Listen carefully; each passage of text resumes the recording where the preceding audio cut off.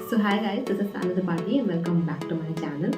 सो आप सब में से भी जो भी लोग मुझे रेगुलरली देखते हैं उन्हें पता है कि मैं इस बार वाला अटेम्प्ट नहीं देने वाली हूँ। मैं 2027 का अटेम्प्ट देने वाली हूँ कि एज फैक्टर भी है, क्योंकि मेरी एज अभी उतनी हुई नहीं है। 21 इस साल में होने वाली है, इसलिए मैं नहीं दे पाऊँगी ये वाला अटेम्प्ट। एंड दूसरे और भी रीज़न थे कि मेरा अभी उतने अच्छे से मेंस की प्रिपरेशन भी नहीं हुई थी, तो ये अच्छा ही हुआ मेरे लिए।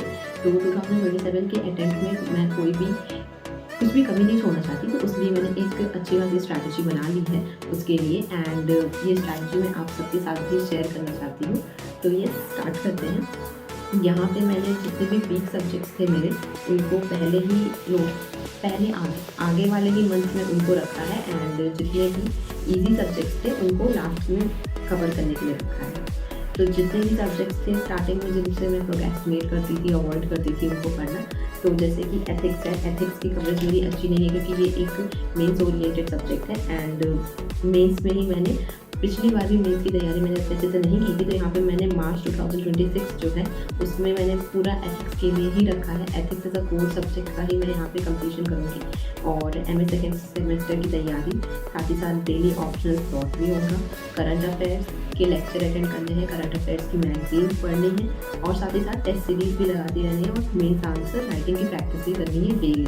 तो ये सारी चीज़ें मुझे डेली करनी है। एंड इस बेसिस पे ये ओवरव्यू हो गया है, एंड इस बेसिस पे मैं अपने डेली टारगेट सेट करने वाली हूँ। तो मार्च का मेरा ये है। अप्रैल 2026 में मैंने सोचा है कि science and technology as a core subject and environment as a core subject April month में मुझे ये दोनों कोर सब्जेक्ट कंप्लीट करने होंगे। फिर वही बाकी सब एज ऑल है कि आपको डेली ऑप्शनल का स्लॉट भी रखना है, और वीकली जो मैंने एथिक्स कवर कर लिया है पिछले मंथ मार्च में, तो वीकली में मैं उसके एथिक्स के मेंस आंसर राइटिंग प्रैक्टिस करूँगी। करंट अफेयर्स की मैगजीन और करंट अफेयर्स का लेक्चर अटेंड तो मैं रोज़ ही करने वाली हूँ।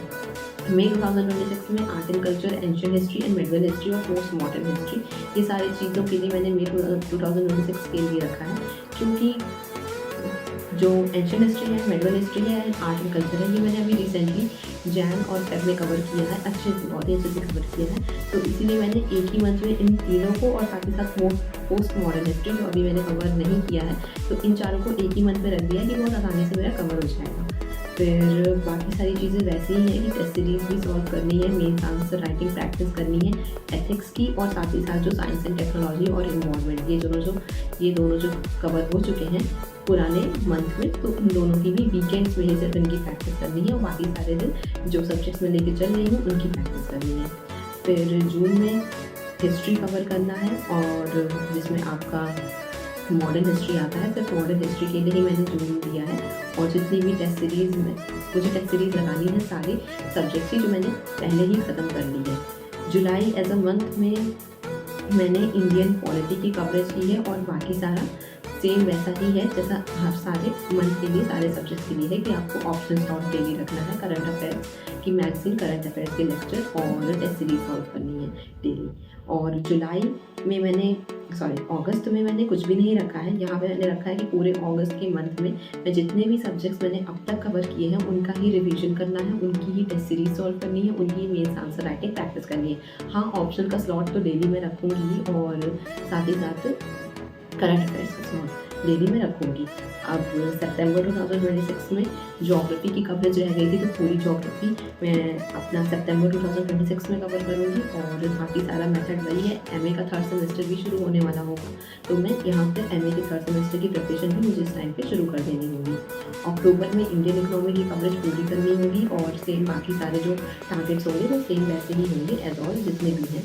और इंटरनल सिक्योरिटी, डिजास्टर मैनेजमेंट और सोसाइटी, जो छोटे छोटे सब्जेक्ट्स रह गए हैं, उनको मैं नवंबर 2026 में कंप्लीट करूँगी।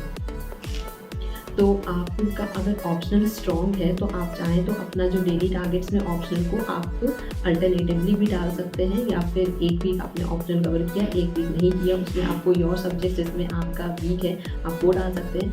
मेरा अभी ऑप्शनल उतना अच्छे से कवर नहीं हुआ है, और मैं उस पर एकदम स्ट्रॉन्ग ग्रिप होल्ड करना चाहती हूँ, तो इसलिए मैंने ऑप्शनल को कभी साइड लाइन करने की कोशिश नहीं की है। और अगर आप सबको नहीं पता है तो PSIR मेरा ऑप्शन है और उसका सिलेबस भी बहुत वास्ट है और अच्छी खासी प्रैक्टिस भी चाहिए होती है। करंट अफेयर्स से उसका लिंकेज बहुत ज़रूरी है और करंट अफेयर्स में PSIR के रिगार्डिंग बहुत सारे टॉपिक्स आते रहते हैं, तो इसलिए मैंने इसे अवॉइड बिल्कुल नहीं करने की कोशिश की है।